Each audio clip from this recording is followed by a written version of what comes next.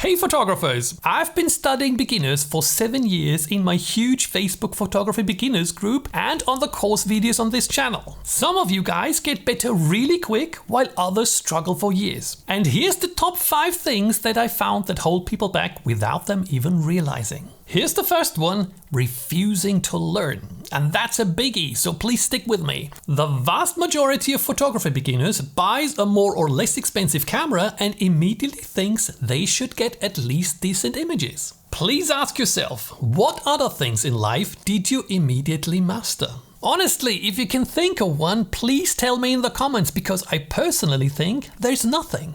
Yet in photography, we think we don't need to learn how things work, can immediately start shooting and get awesome images. I can tell you that doesn't work. I have good and bad news for you in this regard. The bad news is most beginners don't realize how much time they waste before 3 to 4 years have passed. That's because of a well-known effect in psychology. That's what point 5 is all about, so you may want to keep watching. The good news is learning photography is easier than it has ever been before.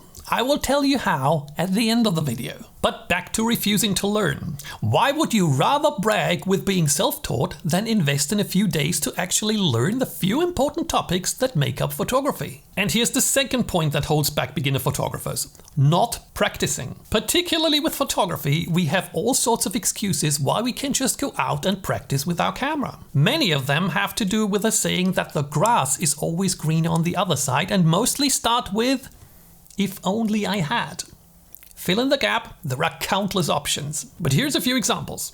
If only I had a better camera or lens. If only I had a model to practice with. If only I lived in the countryside to have beautiful landscape photo opportunities. If only I lived in the city to have good architecture photo opportunities. The list is endless. The truth, however, is you are procrastinating. For example, you have the best model for practicing photography always with you, namely yourself. You can just place your camera on a table, on a rock, on the ground, or whatever, and use an app to control the camera. That way you can practice different camera settings and, for example, different lighting scenarios. A quick tip, there are certain times of the day that will give you a much more pleasing light, and that's what I teach in lesson 11 of my YouTube photography course. You can get great images even with entry-level gear, in the city, in the countryside, basically wherever you are. You just need to start shooting. Well, after you learned the basics. Trust me, the grass will always seem greener on the other side, even if you're a professional photographer. I know that from experience.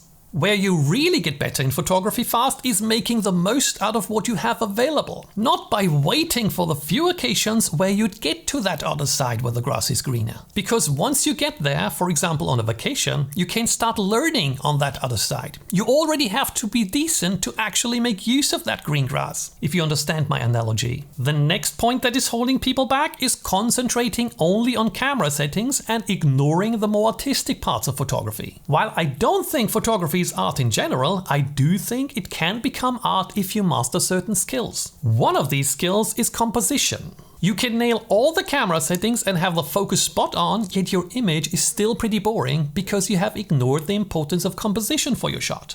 Composition, together with the next point, is the key differentiator between eternal beginners and photographers who are capable of creating magic images. And here is the next point. Lighting. Many people just point and shoot. Not even the most expensive camera will give you good results that way. You may get the one or the other lucky shot, but you want consistently good results, right? So you need to learn how to find good light. Shooting in the best possible light, at best by planning ahead, is key. Not only for good landscape photos, but also for portraits, wildlife, basically anything.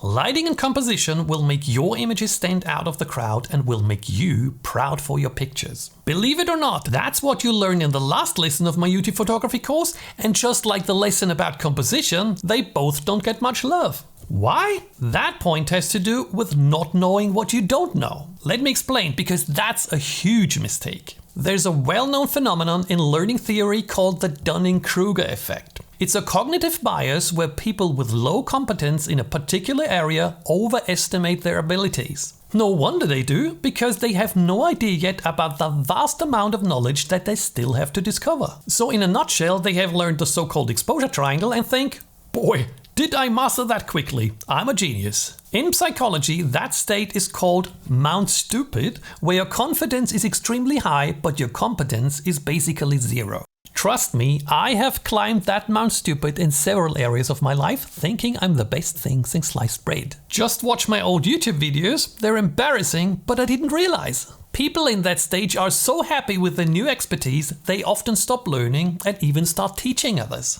Trying to be diplomatic here, let's say that's not the best idea.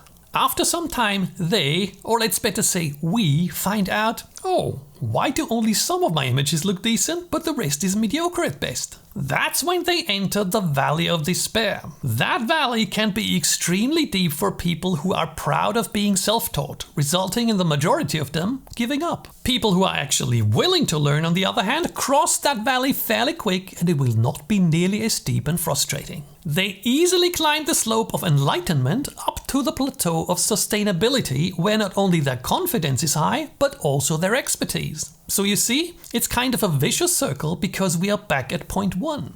Learning. There's nothing to be proud of in being self-taught. In fact, it's a tiny bit stupid to take the slow route when the fast route is so readily available. Like my Wolf Method photography course that is not only super fast and affordable, but uses learning psychology to keep you motivated and help remember what you learned. I have placed the link in the description.